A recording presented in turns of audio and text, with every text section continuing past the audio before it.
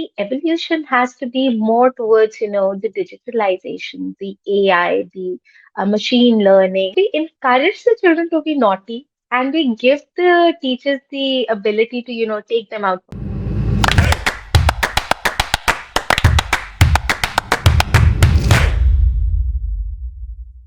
Hello and a very warm welcome to Great Principles. I'm your host Seema Chhoriya. Education. You know what the term education really means. Why do we educate ourselves and our children?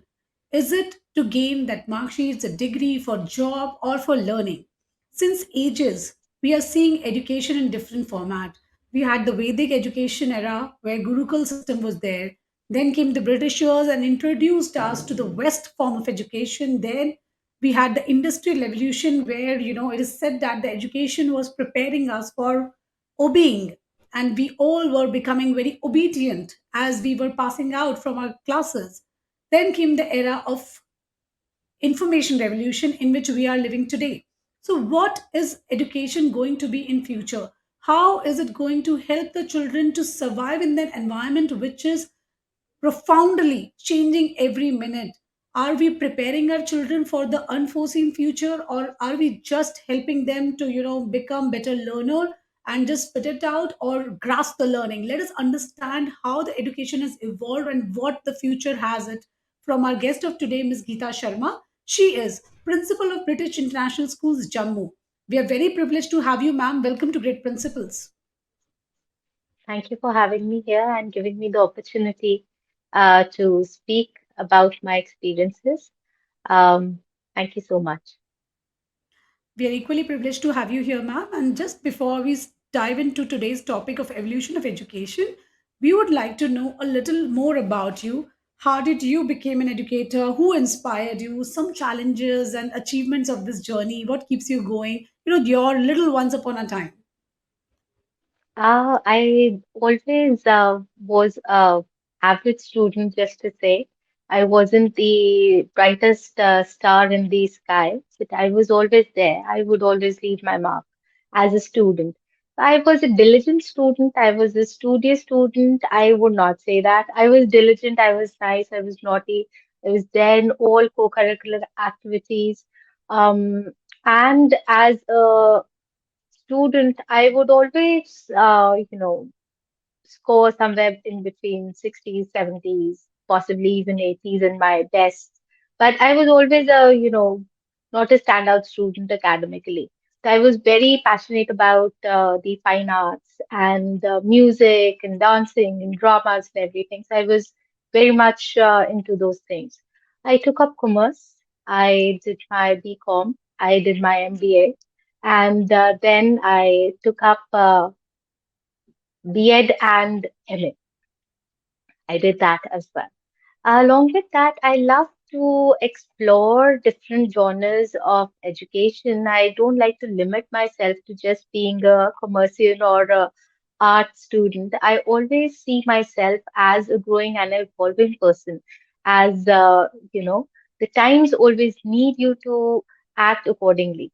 Secondly, when coming to the education point of view, my mother-in-law, you can see her picture here. She was uh, my, mentor who actually probed me into coming into the education line because she saw something in me.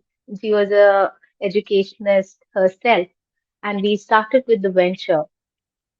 And this is her, brainchild. And we started it off with a lot of, support coming from her, my family, my husband, and everyone in the family supported me to come out of the, you know, um, household things. And I was always into teaching. I enjoyed learning, teaching, and being a part of the student's journey. But later, there was this push, which was an actual nudge, which was given to me, was from her. And then I just took it up. And we've not looked back ever since. God has been kind. So here we started it all, and with a lot of grit, patience, and perseverance, we've started with the, Cambridge curriculum. We were also the first school in the state of J&K to begin with the IB curriculum.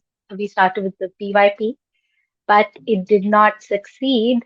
So we shifted to Cambridge, which is a lot more robust and comprehensive for the students. Wow. So behind this woman is a woman who is always inspiring her and helping her to, surpass her own expectations and prove that she is made to do more and more, right? So interesting, ma'am, that understanding how you brought IB curriculum and then, you decided that all right, you took the wise choice that no, it's not, it doesn't work here. So let's try it out because, education is actually influenced by people also, by the community, what they are looking forward to and how open they are in accepting the new things. So this is how, we have been evolving our education system as a whole also as things progressed changes happening, and now when we are in this information era where everything is on our fingertips but yet our kids are so lost, I would like to understand from you what is the future of education now, how modern education should be, wherein children are able to actually not only just grasp the information but rather understand which kind of information is right for them and how should they use it and put it to use in any kind of environment. Now it's a global economy, ma'am. We are no more developing nation and we cannot label us like that, so our children are facing the entire globe. So would like to know your thoughts. Precisely, I would like to first tell you that you've given me a very, good question, and it puts me right on the spot. But I'd like to give out a few things that we do in our school, and how we, see things in the light of, the future. First thing is that the future is coming and is standing in front of us like the new year, and it just comes in. The time just passes us through. The second thing is that there's always going to be evolution because the Gen X, the Gen Z, the uh, millennials and everything, we've termed these people. They've all gone and we've gone through these stages. We see them grow and move. The 70s, the 80s. The education pattern is still quite similar in majority of the places. How do we make it robust is just by introducing and adapting to the modern technologies. Say, for example, the COVID had come in and we all adapted to the digital learning platforms. We all did that. But the effectiveness of it wasn't, equivalent. You could not, see that happen. Even now, when the students are learning, there are a lot of people who go in for the chalk and the board method, which is not wrong and it is the base of a lot of learning. But the evolution has to be more towards, the digitalization, the AI, the machine learning. How are things working? Because there's so many things which used to work in the past, and it's not even relevant nowadays. When we were growing up, we used to send postcards and letters, and even New Year cards and greetings. And what do we do now? We just send a WhatsApp hello. We don't even bother to call half the people. And, it's just the family or the immediate people who you're in touch with, you get back to them. And from outside the blue, you'll just have someone text you Happy New Year, and he'll be like, oh, I'm surprised that you're still existing. I forgot that you're still there. And the meanness in the people is increasing overtly. So the education has to be wholesome.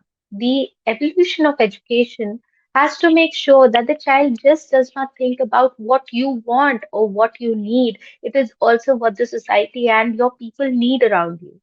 It is not alone about educating the young mind and just asking him to explore what he likes, but also the responsibility that comes with it. The curiosity has to be fed uh, to a greater and a deeper understanding. It just cannot be mellow enough to, just educate the child sciences, just educate the science about technology. No, where are you heading? Where are you leading these children to? They are all going to be job ready. But is their mindset going to be work ready? Is what we are looking forward to. There's so many people who are coming up with, the unemployment ratio on the rise, where people have the degrees but don't have the mental aptitude to work. So the evolution of education is becoming very mean. And we, as educators, need to broaden their horizons to make sure that they're ready to work at least. So the children have to do the work through research, homeworks, tasks, and have to be told beforehand that this is what you're heading into. Even when we have conversations with our parents, we don't tell them to, doll your kids up and you don't ask them to work at all. Instead, we give them the chore charts and, things that even if they want to earn their pocket money, give them, assign them work and give them work where they're going to be cleaning their own room up or helping the mom in the kitchen or just aligning the just laying the table, just putting the plates in the place. It's not just one person's family. The person gets that individual. The child in the family is an individual. You have to see that child as an individual and see them grow. Where do you want them? What is the you know expectation of the parent and what is the expectation of the child? So there are two interlapping things that we see, and therein you have to have a robust system where things work in your favor and you are also preparing them for life. So it's a very deep kind of a thing, and people do get lost, but they don't see the effectiveness and um, the depth of these things, to be honest.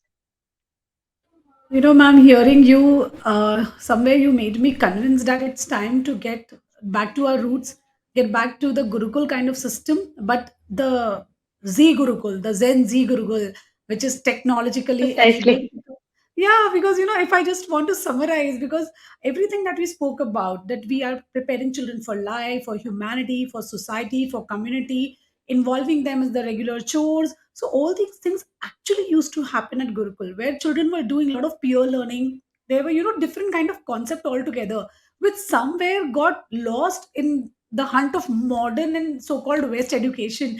So I think if I sum it up and correct me if I wrong, this is what I interpreted, that go back to roots, yet in a modern way, have technology with you, Yes, wherein children can feel empowered, give them that exposure which they need today. Along with that, true, ensure true, that they true. are having the values and or everything around which make them a good citizen too. So this was my interpretation of the conversation, and I actually realized that it's not easy sitting here and talking about it ki aisa kar lo to aisa ho jayega, but does it happen that way? There is a lot of effort which is going to put in, and our earlier parents had the concept of sending their children, but today not everyone is ready to send even for longer duration school. They want short term children should Preci- be back home.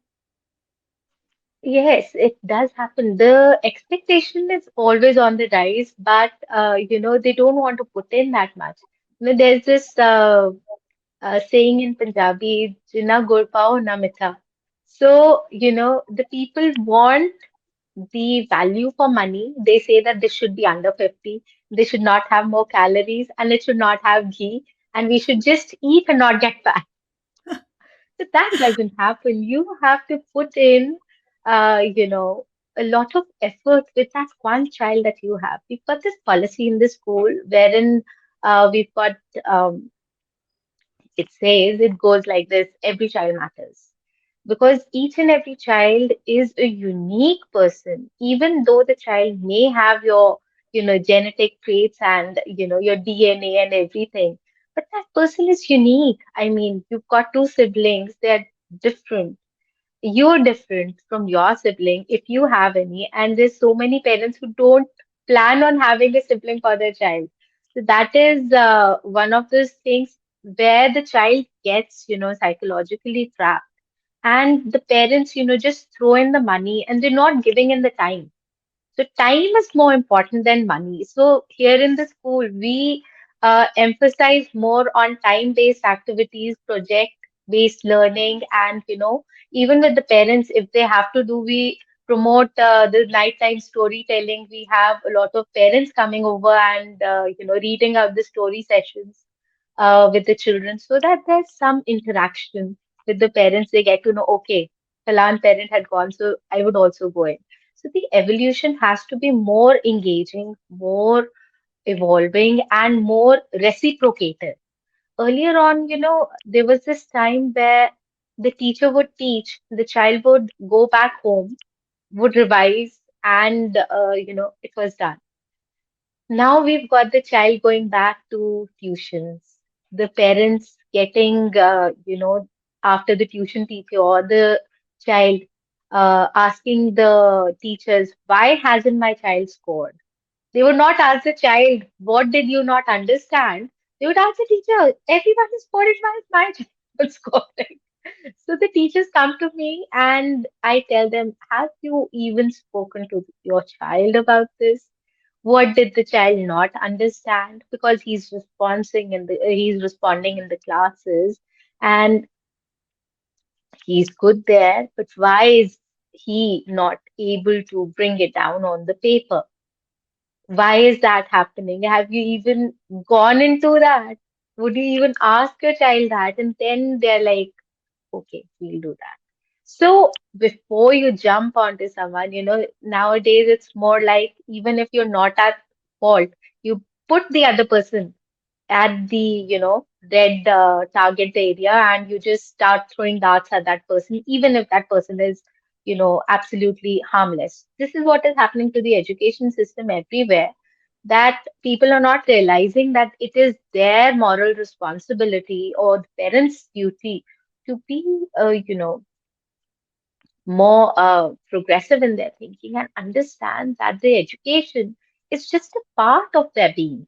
And it has to evolve and it has to revolve around what kind of values and what kind of time you're putting into that child. It is what you do right now is going to give you multifold benefits later.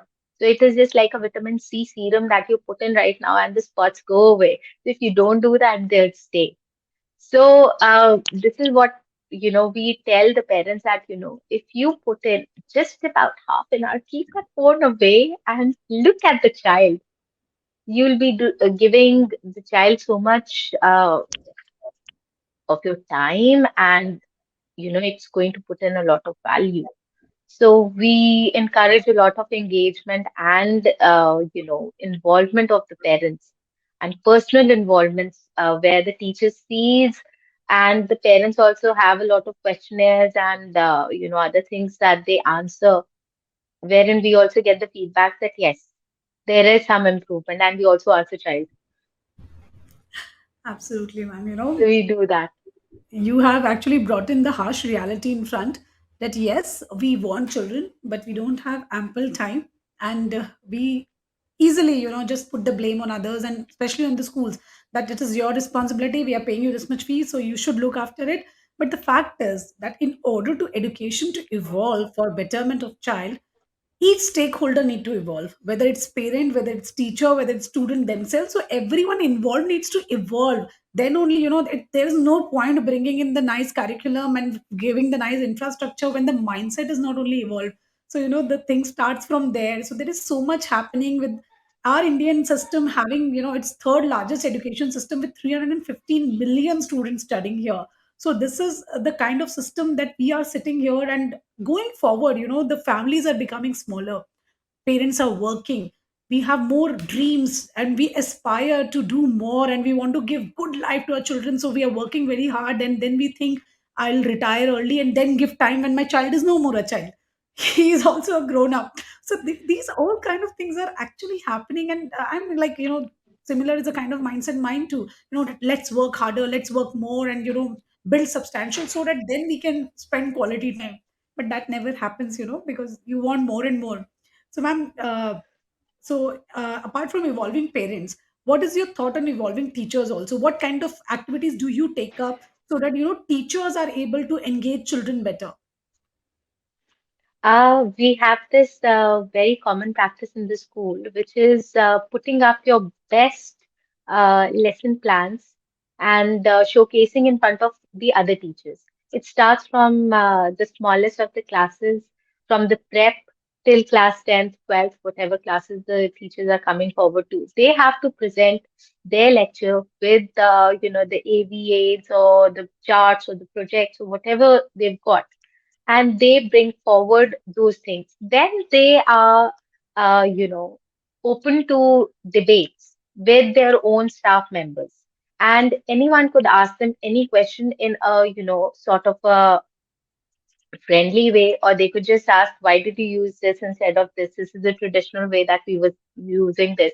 Say, for example, you were talking about cycles, and we talk about life cycles in a butterfly with a butterfly or a frog, or you're talking about the weather cycle, then you're talking about the age cycle, you're talking about the leaf cycle, how does it fall? When it falls, it's green, then it goes yellow, then it goes brown, and then it decomposes. So such kind of things. So even we had this very interesting cycle that was brought forward by a child, a hair cycle, a follicle cycle.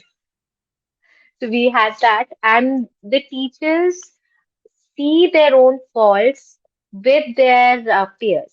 The second thing is we've got regular trainings and upgrading of subjects.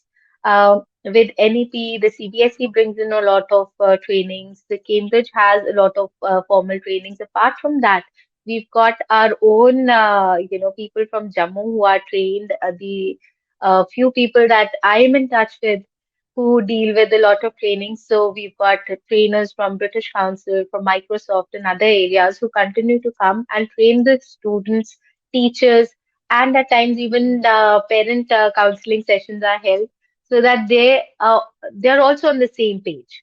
So the teachers, to be honest, are the ones who are holding the school together. And we believe in giving them a lot of independence in their curriculum, uh, a lot of flexibility in how they want to teach and what subjects or what genres they want to teach, where, when, how. So that is all in their hands, and timely trainings and hand holding is a must with them. So we give them a free hand on that. With the teachers till class 5, we've got the mother teacher concept in school, and we've got two teachers in every section. So there's, a pairing of, teachers have a choice what subjects you want to teach in case you want to teach half the syllabus and the other one wants to teach half the syllabus. So it's all in between the two teachers who are going to be doing all these things. So it is a very flexible thing that we give to the teachers, and that is why they enjoy teaching. And they stay in the classes. We do not have a staff room in the school because the teachers stay put in the class. They have the lunches with the students, and our children are never out of sight. Recently, I was speaking to a few of my 10th class students, and they were like, Geeta ma'am, there's just one regret we've got. And I was like, you have regrets? They said yes. Our fellow friends and the other ones who are in, there are a lot of people we know who are in other schools. And, we always hear them, they're bunking their classes, they're missing their classes. And the moment we step out, we've got someone or the other who's outside in the corridor or in the alleys. They would spot us and tell us, class 10, someone is going to come there. Someone is going to catch you. So we've got that kind of a thing where the children are not afraid of the teacher. They're just aware that someone is going to come in at any point of time. So we encourage the children to be naughty and we give the teachers the ability to, take them out for sports. Okay, it's nice and sunny. Let's go out. We'll have a nice sports period. Okay, we can do this.